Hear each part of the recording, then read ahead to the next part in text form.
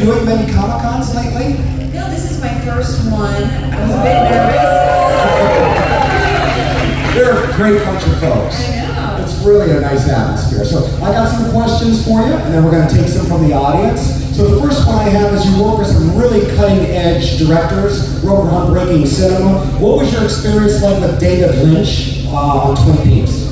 Well, I was a fan of the show, and I was obsessed with it, and I auditioned for this commercial, Obsession Perfume, and that's how I met David Lynch. And I did this commercial with Benicio del Toro, and he was doing some other ones with the actors from Twin Peaks, and then I got asked to be in Twin Peaks, and I was so excited, and to be honest, I had a crush on Kyle MacLachlan, so it was fun. What was the set like? I mean, was it a lot of improvisation? I mean, he's known to do a lot of interesting things on the fly.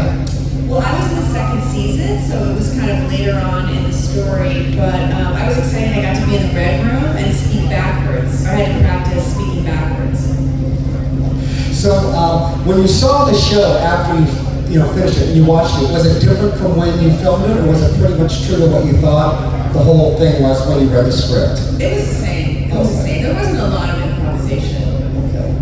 I want to talk to you about Gus Van Sant now and Drugstore Cowboy. You guys seen Drugstore Cowboy? It's rather a dark film. It's rather a dark and unusual film. What were your thoughts when you first read a script like that? Well, I think I was 18 years old, and basically it was the first art film I had ever done, and I was really excited to work with Matt Dillon. I mean, he was huge, and it was just, that was only my second movie, so I was just so excited to get any job in any movie, and that was also Gus Van Sant's first movie. Was there a premiere to that, and what was it like being such a different film? There was a premiere, and it was during this time in like the late 80s, early 90s, where the independent cinema got really exciting in America, and it was just really exciting, like a lot of creative movies being made and not needing to go through the typical studio system kind of thing. And what was Gus Van Sant's directorial style like, say, compared to David Lynch? Well, I actually worked with Gus before David, but anyway, Gus he doesn't say a lot, I think he just casts really well, and he's really quiet, and it just was cool being in Portland, and he just set the stage, and it was just so cool, and really set the mood, and then he doesn't really direct that much. So you obviously just working with some really cutting-edge directors, another one being Paul Thomas.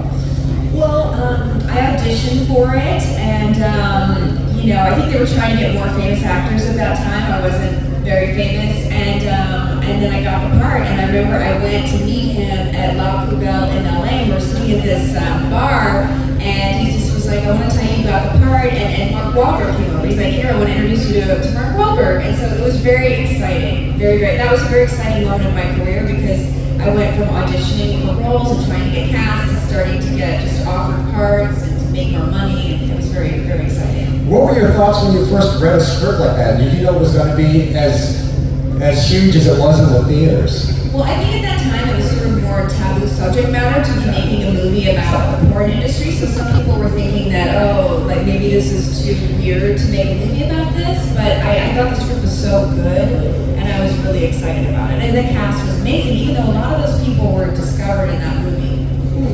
So was the script much different than the film at the end, or does? I mean, the script was, the script was great, and it's still a movie. He did let people, improvise and stuff, but definitely like the whole structure of the script is the same. Let's get to the lighter films. Okay. Talk about your work on The Hangover, Swingers, and especially Austin Powers. Now, being that they're more fun films, are they more fun to make or less, or more challenging? I mean, to be honest, like all movies are like very long hours. So, but yeah, working on Austin Powers, it was very fun because Mike always wants to make everyone laugh, and he would always make the crew laugh, and he was just really, obviously a super funny person. But still, it's like, you do the same joke over and over like 12 times. So by that, you are working hard, even though he's, making everyone laugh. So during the takes, he doesn't really change anything. I mean, when you watch some of the films, it does look like some of that's right off the cuff. I mean, I know he's a great comic and looks very natural, but a lot of it does look like he's just trying to throw curveballs. Well, we would do rehearsals like on the weekend him before we would shoot stuff, so it was all very rehearsed. So like by the time that we shot it, we pretty much knew what we were gonna do. Like he would throw stuff in occasionally, but mostly he was doing what we had rehearsed. So if you hadn't seen it before, it would be, funny, but after doing it, maybe 20 times the weekend before, when you're in it, it's not, you know what's gonna happen. And when did you know at what time there was going to be a sequel from that film? Well, it was a sequel, the one that I was in, because the Elizabeth Hurley version was the first one, and then they did do a sequel. And then, to be honest, I actually did a scene in the third one that they ended up cutting out. But I'm just really grateful to be in that film. Can you tell us what that scene was? It was something like where I came back, and there was a huge party, and we talked or something. But I think that they just felt like it wasn't like pushing the plot forward. But no, I'm so grateful to be in that film. And the director Jay Roach is a really talented director. He's done a lot of other really cool movies. He did all of the Austin Powers movies, and he did Meet the Parents and Bombshell and a lot of really great stuff. So I know both those. Well, I did this Netflix Christmas movie that came out over Christmas, and it did really well on Netflix. It's called Best Christmas Ever. And I did a horror film that's available now on Shudder. It's called A Suitable Flesh, and that's doing well. It's got really good reviews and stuff. And I did a Western called A Place of Bones, and that actually is coming out in August. It just got named by Screen Rant as one of the top Westerns to watch this year. And then I just directed a movie. It's called Chosen Family, and hopefully it'll come out later this year. We're just doing a film festival run right now. We're going to different film festivals.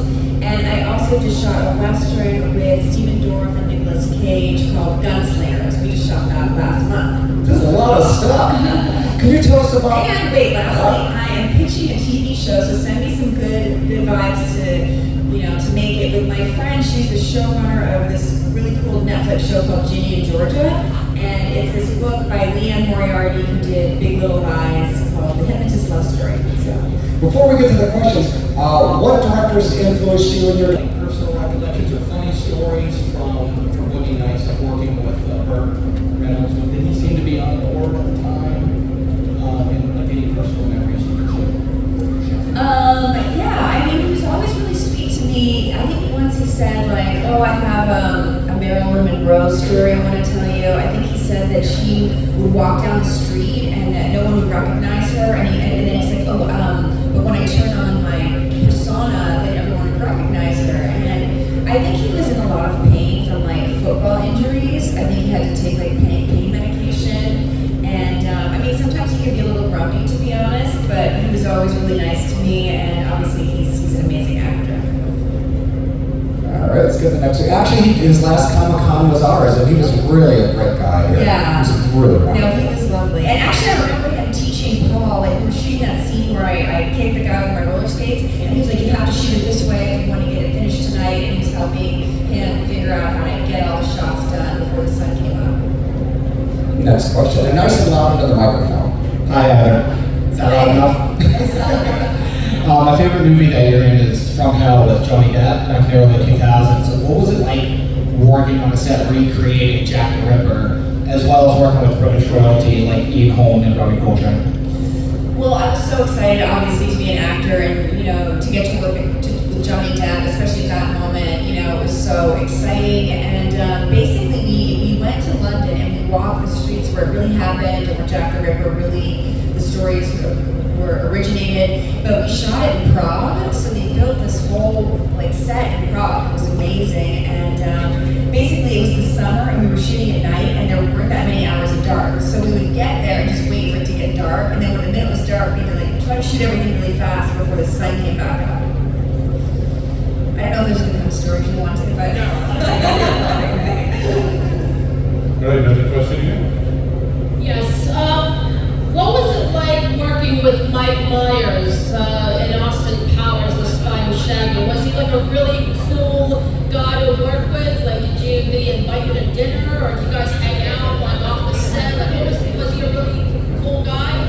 yeah, he's a really cool guy. I think he really loved making people laugh. Like a lot of comedians go to work and they're funny in the scenes, but he would go to work and try to make everyone on the whole crew laugh, just make up jokes. And at the same time, he was very, very hardworking, so he was serious, and then he just wanted to make it great. And he was married at the time to this woman named Robin, and they were really really sweet to each other. And yeah, no, I did have dinner with him sometimes, and it was really cool. And he was kind. I think his dad had died, so he was, kind of going through that. And then more recently, he got married to another woman that I know, and he's had kids. And I saw him, and he said, "Oh, now I'm having fun, like just filming my kids. Like instead of making a movie, I'm like filming my family."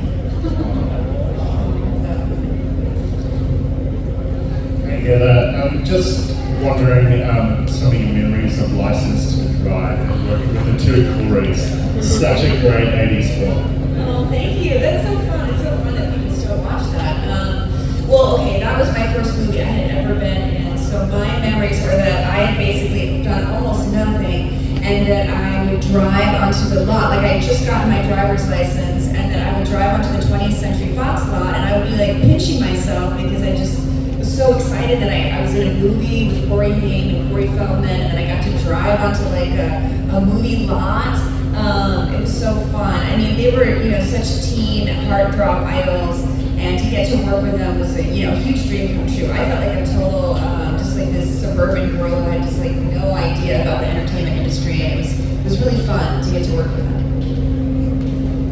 Okay, next. What was it like working with the Hughes brothers when you were in the movie From Hell? And what was it like working with James Woods in Diggstown? Okay, I don't see where you are, but Yeah, oh, right back okay. on. Let's see that. Okay, cool. Okay, from Hughes Brothers. Yeah, the Hughes Brothers are very cool. I guess it's legal now, but like they are, just these. They love music, right? And they were just fun to hang out with. And it's funny because they would teach me street slang, and I told them that my, favorite character as a kid was Pippi Longstocking. So they would call me like Pippi Grizzam, because they'd be like, give me this cute like street slang, and they would play this amazing music in their trailer, and we would hang out, and they're just really fun. We'd go out at night.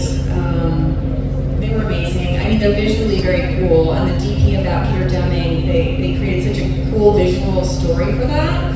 And in terms of Diggstown, I was excited to be in a movie and to work with James Woods. He's obviously done some really cool roles, and it's weird. I don't have as many memories of them.